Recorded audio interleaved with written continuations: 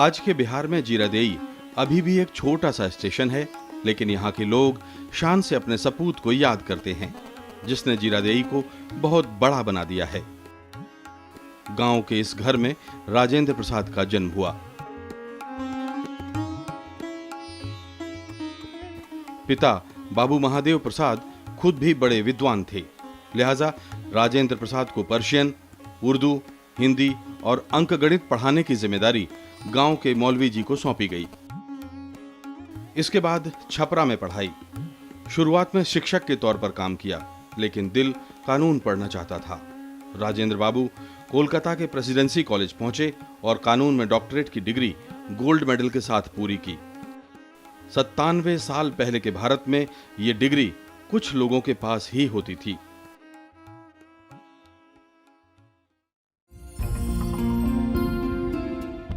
वकालत शुरू कर दी, लेकिन उन दिनों देश दीवाना था महात्मा गांधी का, जो अंग्रेजों के खिलाफ असहयोग आंदोलन छेड़े हुए थे।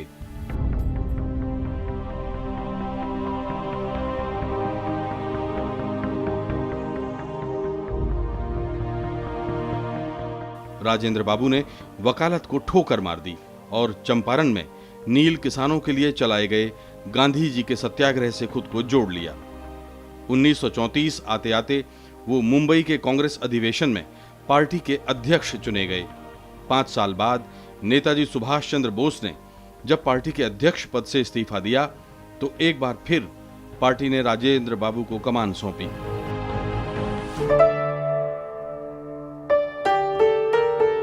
लेकिन देश के इतिहास में 2 अवसर आजादी से पहले ऐसे भी आए थे जब राजेंद्र बाबू ने अपनी भूमिका साबित की थी।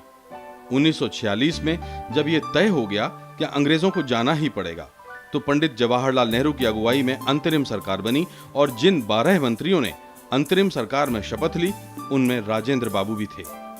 उन्होंने खाद्य और कृषि मंत्री के तौर पर शपथ ली। ये वो दौर था जब देश के अगले रूप रंग की तैयारी शुरू हो गई थी। देश को चलाने के लिए एक संविधान की जरूरत थी। राजेंद्र बाबू को 11 दिसंबर 1946 को संविधान सभा का अध्यक्ष मनोनीत किया गया। ये जिम्मेदारी उन्होंने तब तक निभाई जब तक कि देश को चलाने के लिए एक नया संविधान नहीं बन गया। इसके बाद भी उनकी भूमिका खत्म नहीं हुई। चुनाव तो हुए नहीं थे, लिहाजा देश को एक राष्ट्रपति भी चाहिए था और एक बार फिर जरूरत महसूस हुई राजेंद्र बाबू की। 24 जनवरी 1950 को सबकी सहमति से उन्हें भारत का पहला अंतरिम राष्ट्रपति चुना गया।